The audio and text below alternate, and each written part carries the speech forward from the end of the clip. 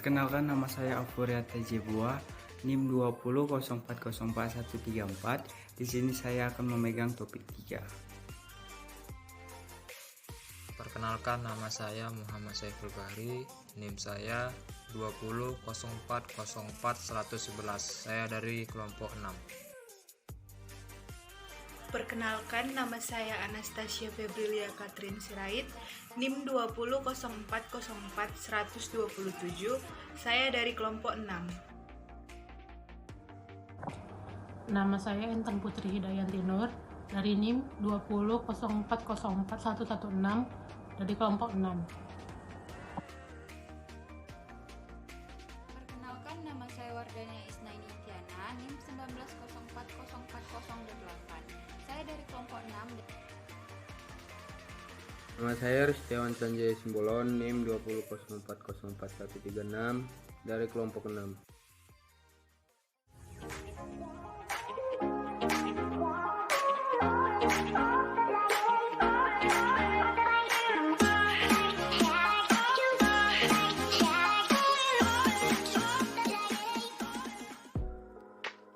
Baik, selanjutnya saya akan menjelaskan atau mendefinisikan dulu apa itu penjadwalan proyek.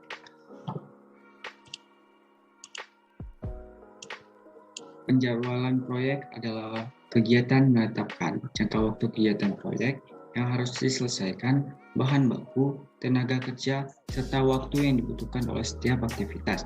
Penjadwalan proyek merupakan salah satu elemen hasil perencanaan yang dapat memberikan informasi tentang jadwal rencana dan kemajuan proyek dalam hal kinerja sumber daya berupa biaya, tenaga kerja, peralatan, dan material, serta rencana durasi proyek dan progres waktu untuk menyelesaikan proyek. Dalam proses penjadwalan, penyusunan kegiatan dan hubungan antar kegiatan dibuat lebih terperinci dan sangat detail. Hal ini dimaksudkan untuk membantu pelaksanaan evaluasi proyek. Penjadwalan atau scheduling adalah pengalokasian waktu yang tersedia melaksanakan masing-masing pekerjaan dalam rangka menyelesaikan suatu proyek hingga tercapainya hasil optimal dengan mempertimbangkan keterbatasan yang ada. Selanjutnya ada penjadwalan proyek membantu dalam apa saja. Yang pertama itu menunjukkan hubungan tiap kegiatan lainnya dan terhadap keseluruhan proyek. Yang kedua, mengidentifikasikan hubungan yang harus didahulukan di antara kegiatan. Yang ketiga, menunjukkan perkiraan biaya dan waktu yang realistis untuk setiap kegiatan. Yang keempat, membantu penggunaan tenaga kerja, uang, dan sumber daya lainnya dengan cara hal-hal kritis pada proyek. Selama proses pengendalian proyek, penjadwalan mengikuti perkembangan proyek dengan berbagai permasalahannya. Proses monitoring serta updating selalu dilakukan untuk mendapatkan penjadwalan yang paling realistis agar alokasi sumber daya dan penetapan durasinya sesuai dengan sasaran dan tujuan proyek. Berikut ini adalah sumber daya proyek yang akan berkaitan dengan penjadwalan proyek. Yang pertama, sumber daya manusia ini biasanya diklasifikasikan berdasarkan keahliannya terkait dengan proyek. Contohnya programmer, engineer mesin, tukang las, pengawas, direktur pemasaran, dan lain-lain. Yang kedua, material proyek mencakup spektrum luas, misalnya bahan kimia untuk proyek ilmiah dan fondasi untuk proyek konstruksi. Yang ketiga, ada peralatan yang biasa digunakan untuk menunjukkan tipe, ukuran, dan jumlahnya. Dalam beberapa kasus, peralatan dapat ditukar tempatkan untuk perbaikan jadwal, tetapi tidak selalu. Yang keempat itu ada modal kerja. Dalam suatu proyek tertentu seperti konstruksi, modal kerja diperlukan sebagai sumber daya karena jumlahnya terbatas. Jika modal kerja sudah tersedia, manajer proyek dapat bekerja pada pekerjaan secara bersamaan. Ya, selanjutnya berkaitan dengan faktor ketersediaan sumber daya. Hal lain yang perlu diperhatikan dalam fluktuasi penggunaan tenaga kerja dan peralatan untuk menghindari kebutuhan yang naik dan turun secara tajam adalah dengan mengadakan pemerataan sumber daya. Hager dan Render tahun 2006 menjelaskan bahwa proyek didefinisikan sebagai sederetan tugas yang diarahkan kepada suatu hasil utama. Dalam pengertian lain, proyek sendiri merupakan sebuah kegiatan yang memanfaatkan sumber daya dalam seluruh proses kegiatan, dan sumber daya tersebut dapat diukur. Menurut Elvianto 2001 dalam Agreni 2016, proyek konstruksi memiliki beberapa tahap kegiatan, antara lain. Yang pertama, studi kelayakan. Pada tahap ini, pemilik proyek diyakinkan mengenai kelayakan aspek ekonomi dan lingkungan, perencanaan dan perancangan proyek konstruksi yang diusulkan. Yang kedua, ada penjelasan. Pada tahap ini, konsultan diberi arahan mengenai fungsi dan biaya yang diizinkan oleh pemilik proyek sehingga menghasilkan desain yang sesuai dengan keinginan pemilik proyek. Yang ketiga itu perancangan. Pada tahap ini dimasukkan untuk memberi penjabaran proyek, desain, tata letak, struktur, metode pelaksanaan, dan anggaran biaya yang dibutuhkan untuk melaksanakan proyek tersebut. Yang keempat, pelelangan. Pada tahap ini dilakukan untuk membeli kontraktor yang akan melakukan proses pelaksanaan konstruksi. Yang kelima, ada pelaksanaan. Pada tahap ini proyek konstruksi yang sudah dirancang oleh pihak perencana dilaksanakan dengan anggaran mutu dan waktu yang sudah disepakati. Yang keenam, pemeliharaan dan persiapan penggunaan. Pada tahap ini, proyek memastikan bahwa proyek terlaksana sesuai dengan desain dan dokumen kontrak yang sudah disepakati sebelumnya. Terdapat 3 kendala yang mempengaruhi standar keberhasilan pencapaian suatu proyek konstruksi, antara lain. Yang A, proyek konstruksi harus sesuai dengan anggaran biaya yang direncanakan. Yang B, mutu dalam proyek konstruksi harus sesuai dengan spesifikasi yang telah ditetapkan. Dan C, waktu pelaksanaan harus sesuai dengan perencanaan yang telah disetujui. Manfaat dari penjadwalan proyek juga dibagi menjadi 2, yaitu manfaat penjadwalan bagi pemilik proyek dan manfaat penjadwalan bagi pelaksana. Manfaat penjadwalan bagi pemilik proyek antara lain: 1. Pemilik proyek mendapatkan gambaran mengenai waktu dimulai dan selesainya proyek tersebut. Yang kedua, pemilik proyek dapat melakukan evaluasi dan penilaian jika terjadi perubahan waktu dan biaya proyek tersebut. Yang ketiga, pemilik proyek dapat merencanakan cash flow. Sedangkan manfaat penjadwalan bagi pelaksana antara lain: pelaksanaan dapat merencanakan segala kebutuhan yang berkaitan dengan kebutuhan material, peralatan, dan tenaga kerja. Yang kelima, pelaksanaan dapat mengatur waktu keterlibatan subkontraktor. Penjadwalan proyek juga memiliki beberapa faktor yang akan mempengaruhi kompleksitas dari penjadwalan proyek itu sendiri.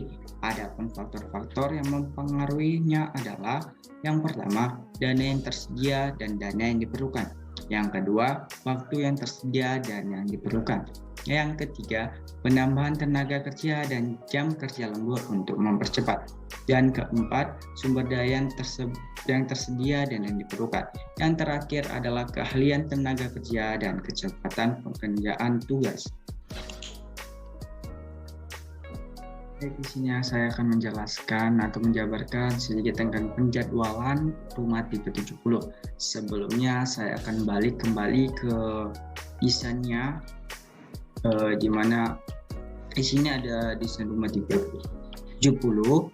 Di sini terdapat 3 kamar tidur, 1 garasi, ada tamannya, dan kurang lebih ada dua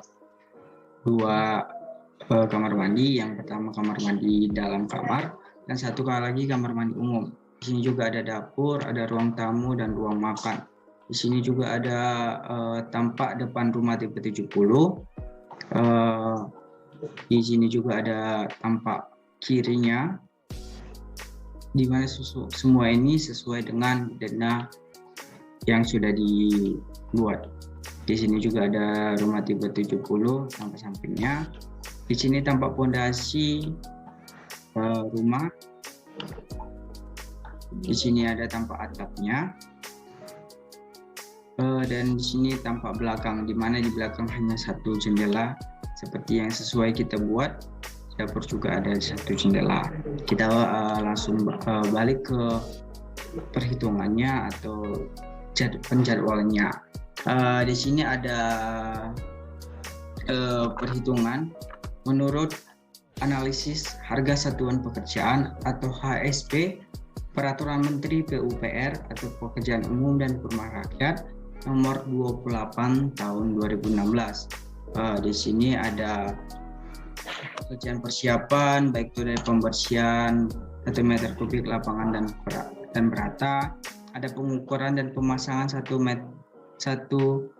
meter bopleng, ada Selanjutnya ada pekerjaan galian. Yang pertama itu ada penggalian 1 meter kubik tanah biasa sedalam 1 meter.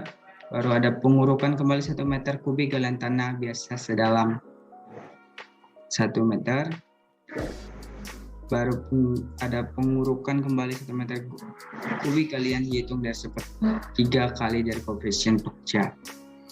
Selanjutnya ada pemasangan pondasi. Baik itu pemasangan 1 meter kubik sampai pemasangan slope dan seterusnya, pemasangan 1 buah kloset, pemasangan lantai keramik dan lantai keramik ukuran 20, ada yang 30, dan pemasangan kaca tebal 5 mm. Dan selanjutnya di sini menurut AHSB Permen PUPR tahun 2016. Baik, selanjutnya kita akan ke uraian pekerjaan. Gimana uraian pekerjaan? Diantaranya yaitu satu rumah yang pekerjaan fondasi, diantaranya pekerjaan persiapan, ada pembersihan lapangan, ada pemasangan bopleng atau pengukuran. Yang kedua ada pekerjaan galian, yang diantaranya galian tanah biasa 1 meter, urukan kembali galian. Yang ketiga ada pemasangan pondasi batu kali, diantaranya pemasangan pondasi batu belah campur. Yang kedua Romawi pekerjaan beton, pertama beton betulang, di mana ada slope 15x20, kolom 15x15. Yang ketiga ada pekerjaan dinding, yang pertama dinding, pemasangan dinding setengah bata atau 1:2. Yang kedua ada kusen pintu dan jendela. Yang keempat Romawi ada pekerjaan kap dan atap. Yang pertama kap dan rangka atap, pekerjaan kuda-kuda. Ada atap, pemasangan perabung. Yang kelima Romawi pekerjaan platform, pemasangan platform. Yang keenam ada pekerjaan plasteran dan asian, di mana plasteran dinding 1:4. Yang ketujuh Romawi pekerjaan lantai. Yang pertama urukan bawah lantai, diantaranya urukan tanah, urukan pasir. Yang kedua pemasangan lantai, diantaranya pemasangan lantai keramik 40x40 dan 20x20. 8 Romawi pekerjaan pintu dan jendela. Yang pertama pintu dan jendela, diantaranya pintu dan jendela. Yang kedua ada kaca, pemasangan kaca tebal 15 mm. Yang ke-9 Romawi pekerjaan pengecatan, mengecat tembok baru, diantaranya 1 lapis pelamir, 1 lapis cat dasar, dan 2 lapis cat penutup. Yang ke-10 pekerjaan perlengkapan dalam, yang diantara sanitizer dan instalasi air, diantaranya pemasangan kloset duduk dan bak cuci piring. Selanjutnya ini ada RAB yang telah kami buat, diantaranya itu adalah pekerjaan fondasi, baik dari pekerjaan fondasi, pekerjaan beton, pekerjaan dinding, pekerjaan kap dan atap, pekerjaan platform, pekerjaan plasteran dan acian, pekerjaan lantai, pekerjaan pintu dan jendela, pekerjaan pengecatan dan pekerjaan perlengkapan dalam. Di sini sudah ada berapa yang diperlukan dan berapa harga satuannya dan jumlah harganya itu berapa. Di sini sudah ditentukan. Di sini juga saya lupa menjelaskan. Di sini kami mengambil harga satuannya di daerah Sumatera Utara, khususnya di Medan. Baik, selanjutnya di rekapitulasi RAB, di mana sini kita lebih merapikan dari RAB tersebut, di mana total harga dari keseluruhannya kita masukkan di sini, baik persiapan pekerjaan sampai pekerjaan perlengkapan dalam, semuanya sudah kita totalkan di sini. Jadi terlihat lebih terstruktur. Selanjutnya BOQ-nya juga sudah ada, baik dari pekerjaan fondasi sampai pekerjaan terakhir, di mana kita tahu BOQ adalah laporan yang dibawa dalam tender sebelum RAB itu tersebut. Selanjutnya balik ke jadwal. Di sini kami sudah membuat jadwalnya, membuat jadwal rumah tipe 70, di mana pekerjaannya itu dan harga-harganya sudah ditentukan. Dan di sini ada kami bagi dalam 3 bulan. Di dalam 1 bulan itu ada beberapa tahap pekerjaan. Seperti di bulan pertama ada persiapan pekerjaan, di mana pembersihan lapangan itu harganya 1.952.500 dan bobot pekerjaan itu didapat dari nilai jumlah harga satuannya dibagi total nilai keseluruhan atau kumulasinya. Begitu juga pemasangan bobotnya juga begitu sama rumusnya. Di galian tanah juga, galian tanah menerus dan selanjutnya juga totalnya dibagi sama nilai akumulasi dan dikali 100. Kalau ini 100 berarti jumlah perhitungan kita yang nggak benar karena total bobot pekerjaan itu adalah 100. Tapi jika ini melebihi atau kurang dari 100 berarti penjumlahan yang kita lakukan itu ada kesalahan.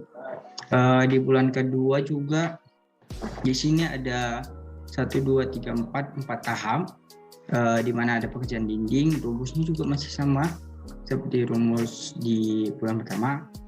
Nyari di bobot pekerjaannya yaitu dibagi nilai akumulasi keseluruhannya. Baru di sini ada pekerjaan kap dan atap. Di situ juga ada pekerjaan kuda-kuda, pemasangan atap, pemasangan tabung. Yang ke-6 itu ada pekerjaan platform, memasang platform dan gipsum. Di ke-7 ada pekerjaan plasteran dan acian. Yang pertama memasang plasteran.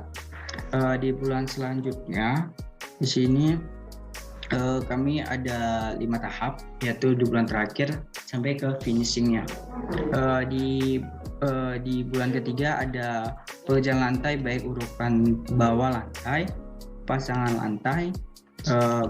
Ke-9 itu ada pekerjaan pintu dan jendela, baik itu pemasangan pintu, pemasangan jendela. Ke-10 ada kaca, pemasangan kaca setebal 5 mm. Yang ke-11 ada pekerjaan mengecat tembok baru, dan ke-12 pekerjaan kelengkapan dalam, dan selanjutnya sampai ke finishing. Jumlahnya itu tetap sama, nilai bobotnya 100%. Jika lebih atau kurang dari 100%, maka jumlah perhitungan kita itu salah atau ada kekeliruan. Mungkin sekian dari penjabaran kami. Jika ada salah-salah kata, kami mohon maaf. Cukup sekian dan terima kasih.